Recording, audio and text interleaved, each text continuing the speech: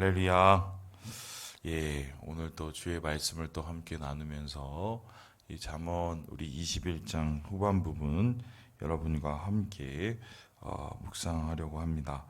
오늘 말씀을 읽으면서 계속돼서 반복된 주제들이 보이게 되죠. 게으름에 대한 얘기, 혹은 교만함에 대한 이야기, 또한 이 말에 대한 이야기, 또 사람이 살아가면서 추구해야 될 화평의 가치에 대한 이야기, 이런 것들이 나오는데요. 특별히 오늘 말씀 보면서 제가 이렇게 다가오는 몇 부분을 여러분과 함께 좀 나누도록 하겠습니다. 예, 우리 25절 말씀을 같이 한번 읽어보도록 하겠습니다. 25절입니다. 시작. 게으른 자의 욕망이 자기를 죽이나니 이는 자기의 손으로 일하기를 싫어함이니라. 오늘 말씀을 보니까 이 게으름에 대한 이 권고의 말씀이 나오는데, 특이하게 이 게으름에 대한 권고를 할 때 두 가지의 좀 의외의 이야기를 듣습니다. 첫 번째는 뭐냐면 게으름이 욕망이다라고 얘기합니다. 게으름이 욕망이다. 두 번째는 뭐냐면은 게으름은 자기 손으로 일하는 거 싫어하는 것이다라는 겁니다. 그럼 이게 어떤 뜻이냐면은 그냥 무기력해서 이것도 하기 싫고 저것도 하기 싫고 아무것도 하기 싫고 그러니 나는 그냥 가만히 있을란다. 오히려 우리의 생각으로는 게으름이라는 것은 욕망 없음으로 생각이 드는데요. 성경 기자가, 이 잠언 기자가 말하는 이 게으름이라는 것은 오히려 욕망이라고, 그렇게 하려고 드는 의지라고 얘기를 합니다. 그러니까 의지가 없어서 일을 안 하는 게 아니라 반대로 의지가 많아서 일을 안 하는 거라고 이야기를 합니다. 그리고 더불어서 뭐라고 얘기하냐면은 그 의지의 중심이 뭐냐면은 자기 손으로 일하는 걸 싫어하는 것이다. 그러면 자기 손으로 일하는 걸 싫어한다는 것은 누구 손으로 일하기를 원한다는 거예요? 남의 손으로 일하기를 원한다는 것입니다. 남의 손으로 일하는 것을, 그것을 내가 누리고 빼앗으려는 것은 도둑질이죠. 그러면 게으름은 정확하게 말하면 죄인데, 어떤 죄냐? 도둑질의 죄예요. 도둑질의 죄. 이 말씀에 의하면. 근데 잘 생각해 보면은 이러한 모습이 우리의 모습 속에서도 분명히 나타나는 것 같은데요. 이 사람이 지치고 상하고 또 어려워지고 괴로워졌었을 때 일을 잠시 그만두거나 아니면은 조금이라도 이 뭔가 멈춰 있는 쉼표가 필요한 것은 시간이 지나면은 다시 돌아옵니다. 충전이 되고, 충전이 되면 다시 원래의 모습으로 복귀하고 회복을 하기가 쉽죠. 그런데 그것을 가리켜서 성경에선 게으름이라고 하지 않습니다. 게으름이라는 것은 지치고 상한 것으로부터 시작되는 게 아니라 영혼이 한마디로 멈춰서기를 스스로 결정하고 의지하는 것이라고 말을 하고 있는데요. 이런 겁니다. 우리의 마음속에 선한 일을 도모하는 것, 그리고 우리의 마음속에 또 하나님의 가까이 하는 일을 열심을 내는 것, 예를 들어서 기도하고 말씀 읽고 예배드리고, 보통 우리가 이런 것들을 예전에 이제 열심히 했다가 중간에 포기를 하거나 아니면 뜸하신 분들 얘기를 들어보면 다 옛날에 열심히 했고, 다 옛날에 내가 어떻게 했고, 그때 뭐 했고, 이런 얘기를 잔뜩 하세요. 대부분 잔뜩 하세요. 잔뜩 하시는데, 근데 왜 그걸 지금 안 하시냐라고 물어보면은 지쳐서 그렇다고 얘기를 하거든요. 아니라는 거예요. 아니라는 거예요. 오히려 내 마음에 불순종의 마음이 자리 잡은 거라는 거죠. 내가 하지 않으려는 의지가, 하지 않으려는 의지는 순종하지 않으려는 의지죠. 그것이 마음속에 가득 자리 잡았기 때문에 이런 겁니다. 주님 안에서의 영적인 사모함으로 하나님의 영적인 세계에서의 은혜를 누리기를 원하기는 하나 내 손으로 그걸 하기를 싫어하는 거예요. 도둑놈 싶어죠. 그래서 그러한 것이 마음속에 남아 있으니 하나님을 스스로 가까이 하고 스스로 하나님을 찾는 일을 포기하고 마는 것이죠. 그래서 분명히 오늘 성경에서는 우리에게 얘기하고 있는데 이러한 게으름이 자기를 죽이는 잘못된 욕망이다라고 얘기합니다. 그래서 24절하고 26절 사이에 이 25절 게으름에 대한 이야기가 있다는 게 상당히 좀 의미심장한데요. 24절에 보니까 무례하고 교만한 자에 대한 이야기가 나옵니다. 26절에 보니까 종일토록 탐하기만 하는 자, 욕심이 많은 자입니다. 여러분 신기하지 않습니까? 교만과 욕심 사이에 게으름이 있다는 거예요. 이게 잘 생각해 보면 묘하게 맞아 떨어집니다. 자기 고집, 교만, 그렇죠? 그리고 욕심, 그 사이에 게으름이 이제 있는 것이죠. 그래서 우리가 게으름으로부터 벗어나서 하나님의 영적인 그 의미 있는 일들 다시 회복하시기 위해서 어떻게 되느냐? 우리의 딱딱해진 고집, 교만을 빨리 처리해야 되고요. 그리고 우리의 잘못된 욕심을 하나님 앞에서 내려놔야 이 게으름으로부터 우리를 지켜내고 이런 것으로부터 벗어나 하나님의 의에 이르는 일을 우리가 경험할 수 있다. 오늘 본문에서 우리를 이렇게 이야기를 하고 있습니다. 또한 오늘 말씀 속에서 제가 이 눈에 들어오는 말씀이 있는데요. 우리 함께 23절의 말씀을 같이 한번 읽어보겠습니다. 23절입니다. 시작. 입과 혀를 지키는 자는 자기의 영혼을 환난에서 보전하느니라. 여러분 잠언을 지금 계속해서 읽으신 분들은 말이 얼마나 중요한지를 새삼 깨닫게 되셨을 겁니다. 왜냐하면 잠언의 말씀의 교훈들이 말에 대한 부분이 제가 거의 읽어보니 한 4분의 1에서 3분의 1이 넘어요. 말이 얼마나 중요한지를 얘기하고 있는데 왜냐하면 말은 우리의 마음의 그릇이죠. 그리고 우리의 영혼의 열매가 말을 통해 맺어지기 때문입니다. 그래서 입과 혀를 지킨다는 것은 뭐냐면은 우리의 마음을 지킨다는 것과 마찬가지입니다. 마음이 선한 마음이 있고 때때로 올라오는 악한 마음이 있습니다. 또 우리가 때때로 막 우리의 마음을 괴롭히는 여러 가지의 유혹의 마음들이 있어요. 근데 그것을 거르지 않고 그것을 그대로 내뱉어서 그것을 그대로 전달한다면 내가 감당치도 못할 일들을 그냥 삶 속에서 지어지는 것을 이제 보게 되는 것이죠. 그래서 이 마음을 주님 안에서 좀 이렇게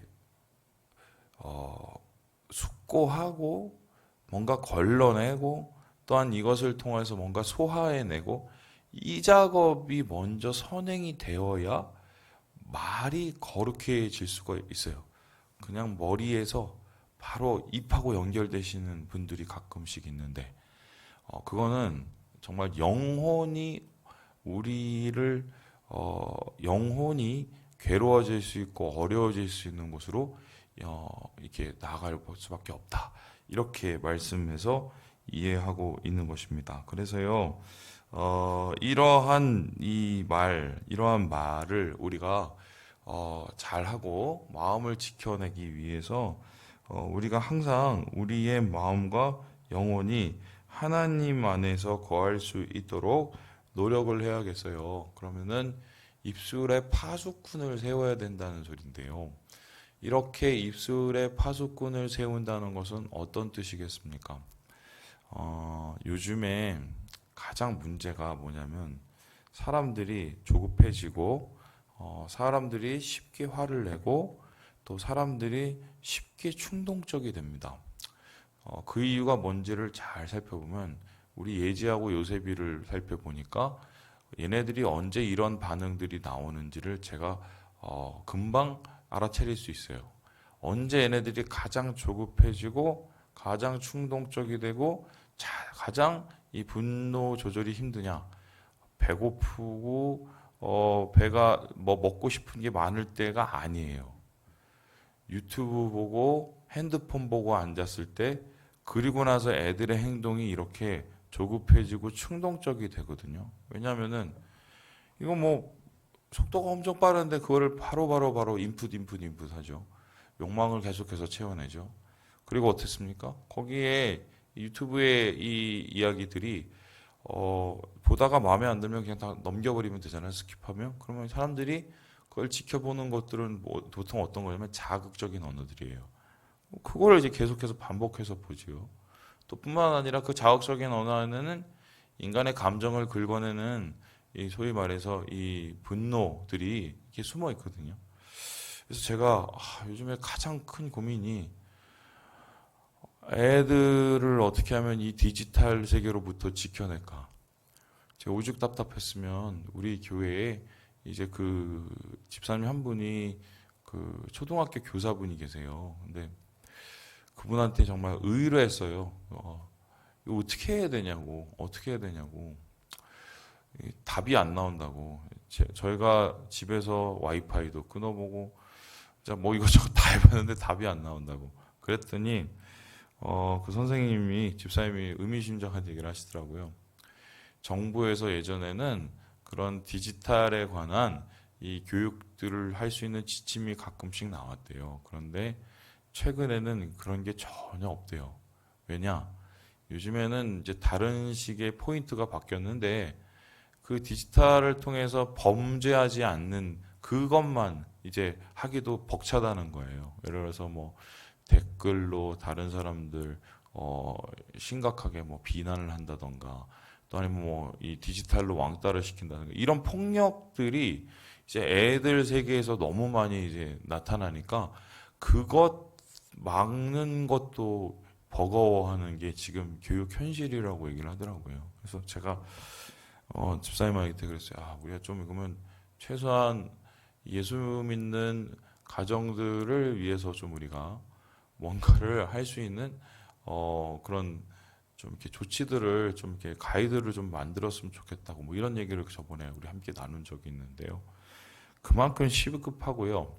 그러면 애들만 그러느냐? 어른들도 사실 똑같습니다. 가짜 뉴스, 막말 방송, 또 여러 가지에 나오는 정치 편향적인 이야기들 다 사실 그 아이들의 그 성향과 똑같은 자극적인 우리의 마음을 어지럽혀서 말을 어지럽히는 그 충동적인 언어들로 이 세상에 이 디지털 세상에 지금 거의 오염되고 있지요. 그래서 저는 오늘 이 말을 특별히 읽으면서 이 입과 혀를 지키는 자가 영혼을 지킨다. 지금 우리가 입과 혀를 지키기 위해서 가장 중요한 게 뭐냐면 귀를 지켜야 돼요. 귀를 지켜야 입과 혀가 지켜져요. 안 되는 이야기들은 그냥 빨리 씻어내서 버리고 가까이 하지 말고 또한 이 좋은 소리를 들어도 좋은 말이 잘 안 나오잖아요. 그러니까 입과 혀를 지키는 것은 귀를 지키는 것으로부터 시작이 된다. 이게 제가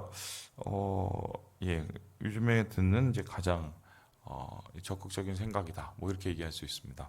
마지막으로 여러분과 함께 나눌 말씀 31절의 말씀입니다. 우리 같이 한번 읽고 오늘 말씀 마무리해 보겠습니다. 시작. 사울라를 위하여 마병을 얘기하거니와 이김은 여호와께 있느니라. 너무 당연한 얘기인데 진정한 이 인생에서의 가장 큰 지혜는 뭐냐? 여호와를 경외하고 여호와께 의뢰하는 것이다. 그럼 여호와께 의뢰한다는 것은 무엇이냐? 우리가 할 수 있는 일들은 최선을 다해서 준비를 하되 그 할 수 있는 노력이 우리의 삶을 완전케 하지는 못한다는 그 한계를 정확하게 알고 있는 거죠. 신앙은 한계를 인정하는 것으로부터 시작이 됩니다. 나의 한계, 그리고 이 세상의 한계, 그것을 인정하는 것으로부터 하나님을 바라보고 하나님을 신뢰할 수 있는 이유가 생기기 때문인데요. 그래서 이 30절에 보니까요. 지혜로도 못하고 명철로도 못하고 모략으로도 못한다. 하나님을 당할 것이 없다. 분명한 인간의 한계를 정해놓죠. 이런 한계를 정해놓는 겸손한 마음을 통해서 결론적으로 하나님의 이 우리 인생을 도우심을 우리가 간절히 바랄 수 있게 된다. 오늘 말씀이 우리에게 분명한 인생에서의 여호와를 의뢰하는, 여호와를 의지하는 이 지혜를 우리에게 얘기하고 있습니다. 자, 그렇다면 요 얘기만 해보고 마치도록 하죠. 그럼 실제적으로 이게 무슨 말인지 알겠으나 여호와를 의지한다는 것은 어떤 모습일까요? 우리의 삶 속에서 여호와를 의뢰한다는 것은 우리의 삶 속에서 어떤 모습일까? 저는 그거라고 생각을 하는데요. 뭐 하나를 할 때마다 한 번이라도 주님의 뜻을 물어보는 게 굉장히 중요해요. 우리는 항상 다 결정해놓고 다 저질러놓고 안 되면 그때 하나님 앞에 무릎을 꿇는 게 우리 보통의 인생인데 성경의 인물의 대표적인 사람들의 모습들을 보면 뭐 그런 인생을 살다가 실패를 여러 번 경험하고 나서 그때서야 하나님 앞에 먼저 묻는, 하나님 앞에 먼저 여쭙는, 의뢰하는 삶으로 변화되게 되죠. 대표적인 경우가 여러분 아시겠지만 이 아이성의 전투에 참패를 하고 나서 이스라엘 백성들이 다시 하나님 앞에 묻고 가나안 정복을 성공할 수 있지 않았습니까? 그래서 오늘 한번 실험을 해보세요.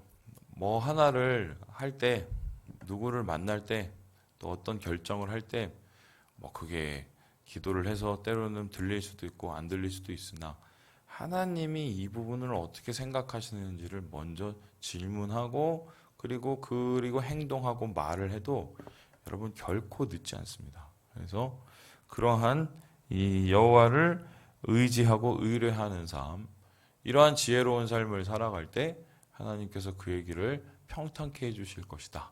여러분 이 신뢰의 말을 우리가 함께 듣고 오늘 하루도 주님이 주시는 은혜의 길을 걸어가시는 사랑하는 주의 백성 되시길 주님의 이름으로 축원합니다.